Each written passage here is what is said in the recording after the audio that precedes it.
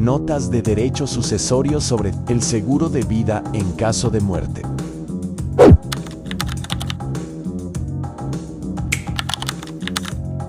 El seguro de vida es un contrato que se celebra entre una persona llamada asegurado o contratante y una compañía de seguros.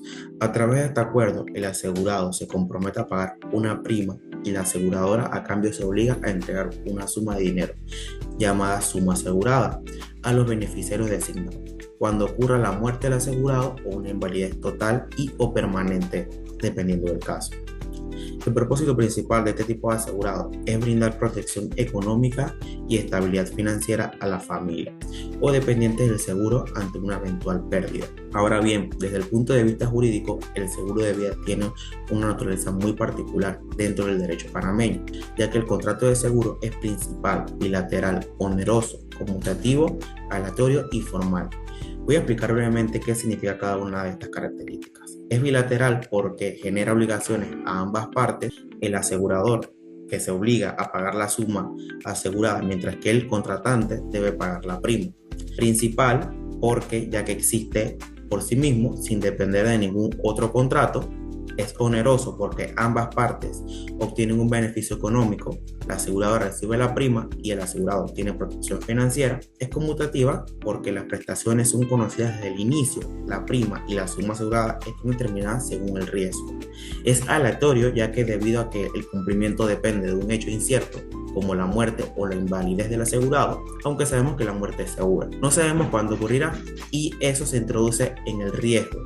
Y finalmente es formal porque el contrato debe constar por escrito en una póliza, que incluye las condiciones generales, particulares y los endosos correspondientes. Los beneficiarios de un seguro de vida son las personas designadas por el asegurado para recibir el pago de la suma asegurada en caso del fallecimiento del asegurado. Estos beneficiarios pueden ser familiares cercanos o directos, como lo son el cónyuge, hijos o padres.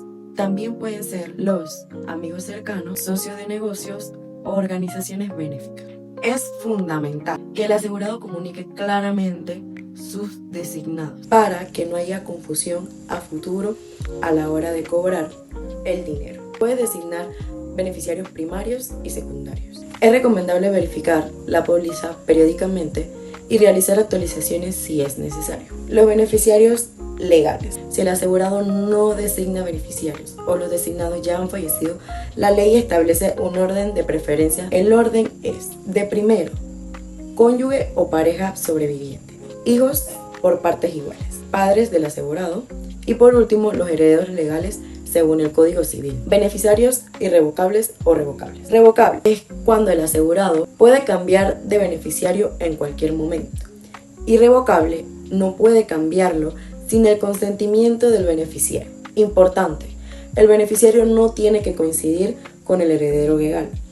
El pago del seguro no forma parte de la herencia al menos que existan o no existan beneficiarios designados. La aseguradora solo paga si la muerte está cubierta por la póliza, no por exclusiones como suicidio dentro del primer año o actos delictivos, entre otros. El seguro de vida para el caso de muerte no forma parte de la herencia del asegurado. Este se debe a que el dinero que paga la aseguradora proviene de un contrato, no de la sucesión. El beneficiario tiene un derecho propio inmediato cuando ocurre el fallecimiento. Esto significa que no es necesario abrir una sucesión para cobrar la indemnización. El beneficiario puede reclamar directamente ante la aseguradora. El seguro tiene libertad para designar beneficiarios, sean o no familiares, aunque es importante hacerlo con claridad para evitar conflictos si no hay beneficiarios. El contrato no por la ley sucesoria. De forma similar, la tarjeta testamentaria de la Caja del Seguro Social permite designar beneficiarios para recibir los fondos de pensión sin pensar por la herencia. Ahora veremos los aspectos fiscales y tributarios. Desde el punto de vista fiscal, el seguro de vida tiene grandes ventajas. Las sumas recibidas por los beneficiarios no pagan impuestos sobre la renta por la ley, considerada que no son ingresos gravables. Además, en Panamá no existe un impuesto general sobre herencia o donaciones, por lo que el dinero del seguro no está sujeto a derechos sucesorios. es de las primas que paga por el seguro si tiene ciertos impuestos adicionales, como un 5% para los bomberos y un 2% para el Tesoro Nacional, aunque unas pólizas de vida con valor de ahorro rescate pueden estar extensas. El caso Marisol Ramos, viuda de John, contra la aseguradora mundial en 1999, en este caso la asegurada fallecida había nombrado como beneficiario a sus hijos menores. Sin embargo, la aseguradora pagó el monto a un tercer individuo no designado.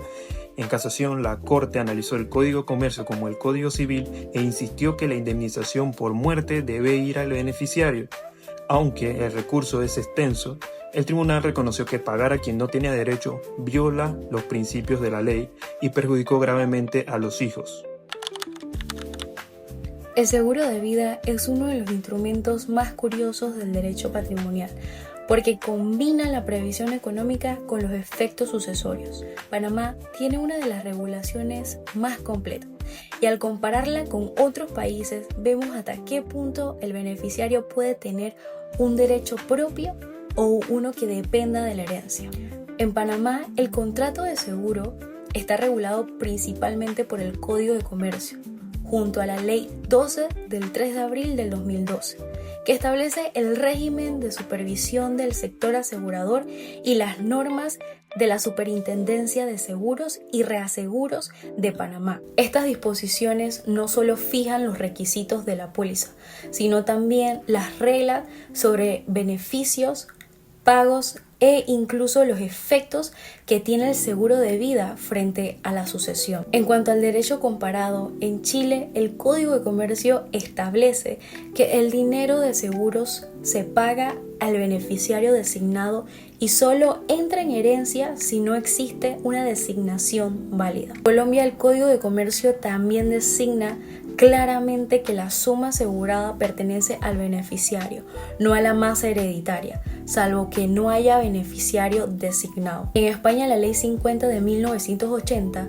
de contratos de seguros introduce una matriz importante. Aunque el beneficiario tiene autonomía, su designación puede ser impugnada si afecte la legítima de los herederos forzosos. Panamá comparte con otros países de Latinoamérica la idea de que el seguro de vida tiene carácter personal y autónomo, pero también se enfrenta al mismo debate: ¿hasta dónde llega la libertad del asegurado frente a los derechos de los herederos? Bien, ahora hablamos sobre el fraude en la designación. Si bien esta figura no existe en Panamá para impugnar la decisión de un beneficiario ante los herederos, sin embargo, se aplican reglas generales de fraude. Así, si el seguro se contrata en fraude de acreedores, la ley lo sanciona. El Código de Comercio tipifica como caso de quiebra fraudulenta el haber contratado seguros de vida exagerados en atención a su fortuna, constituyendo beneficiarios a terceras personas. De hecho, el artículo 1054 del Código de Comercio protege el pago directo del beneficiario frente a los acreedores del asegurado, y es que solo pueden reclamar hasta las primas pagadas. Con respecto a la nulidad de la designación de beneficiario, en Panamá el contrato de seguro puede declararse nulo en situaciones extremas. Por ejemplo, el Código de Comercio dispone que el seguro es nulo si el asegurado ya había fallecido en el tiempo del que se firmó el contrato. También anula el pago si el beneficiario fue autor o cómplice de la muerte del asegurado. En estos casos, el propio contrato se invalida de pleno derecho. Fuera de esos supuestos, no existen normas expresas que considere en sí la nulidad de la designación de beneficiario. En cambio, el contrato cumple normalmente hasta que el asegurado lo modifique o renuncie a cambiar de beneficiario. Según el artículo 23, la Ley 50 de 1980, el asegurado o sus beneficiarios disponen de un plazo de 5 años para reclamar a partir del día siguiente al fallecimiento. Pasado este tiempo, el derecho a reclamar indemnización prescribirá, perdiéndose la posibilidad legal de exigir el pago. Esta regulación es respaldada por el Código Civil, que fija como regla general una prescripción de 5 años para acciones personales no específicas. Artículo 1964 del Código Civil. Por ello, se considera fundamental actuar dentro del plazo máximo para cobrar un seguro de vida por fallecimiento. ¿Cómo se puede agilizar el cobro? preparando toda la documentación exigida a la primera: certificado de defunción, póliza, DNI y documentos acreditativos de parentesco o beneficiarios. Solicitando asesoría legal especializada para evitar errores en los trámites. Pasos para reclamar un seguro de vida. Número 1. Notificar a la aseguradora el fallecimiento. Generalmente, los beneficiarios o el albacea deben comunicarlo antes mediante el certificado de defunción. Recopilar y presentar la documentación. Además del certificado de defunción, se suele requerir copia de póliza de seguro, documento nacional de identidad del asegurado y beneficiarios, certificados médicos judiciales, presentar la reclamación formal dirigida al Departamento de Atención al Cliente del asegurador, con toda la documentación completa. 4. Esperar el plazo legal de respuesta y de pago. La compañía debe contestar y efectuar el pago en un plazo razonable, que usualmente no supera 30 días, desde la recepción de la reclamación completa. En caso negativa o demora injustificada, consultar a un abogado especialista para iniciar acciones legales o mediación. Documento para cobrar el seguro de vida. Disponer de los siguientes documentos. Las aseguradoras más grandes como Mapfre, Aengu, recomiendan siempre presentar certificado literal de defunción, documento que acredite la calidad de beneficiario, testamento o escritura pública, póliza original o duplicado, identificación oficial del beneficiario, formulario de reclamación facilitado por la aseguradora y verificación por la aseguradora. La compañía verifica que el fallecimiento esté cubierto por la póliza, no esté dentro de las exclusiones, el beneficiario esté correctamente acreditado. 3. Que se haya presentado todos los documentos válidos. 4. Si hay dudas sobre la causa del fallecimiento, por ejemplo, un accidente, suicidio o homicidio, la aseguradora puede solicitar investigaciones adicionales o informes oficiales. La eutanasia y el suicidio asistido no son legales. La Ley 68 de 2003, que regula los derechos de los pacientes, prohíbe expresamente que un médico provoque o facilite la muerte del paciente, incluso a solicitud de este. En la práctica, reconoce el derecho a una muerte digna, solo como poder rechazar tratamientos extremos y recibir cuidados paliativos, pero no permite terminar la vida activamente. Hay países como Países Bajos, en la que eutanasia legalizada está bajo estrictas condiciones. El paciente debe sufrir padecimientos insoportables e incurables o solicitarlos voluntariamente, y la muerte debe ser administrada por un médico. Las pólizas de vida suelen incluir cláusulas de exclusión para casos de suicidio. De hecho, muchas compañías especifican que no pagarán si el asegurado muere por suicidio asistido o por eutanasia. El seguro de vida combina responsabilidad y previsión, al asegurar el bienestar de los seres queridos ante la muerte del asegurado. Su análisis evidencia la necesidad de normas justas y transparentes que eviten abusos y garanticen que este contrato cumpla su verdadero fin: proteger la vida, el patrimonio y la dignidad humana.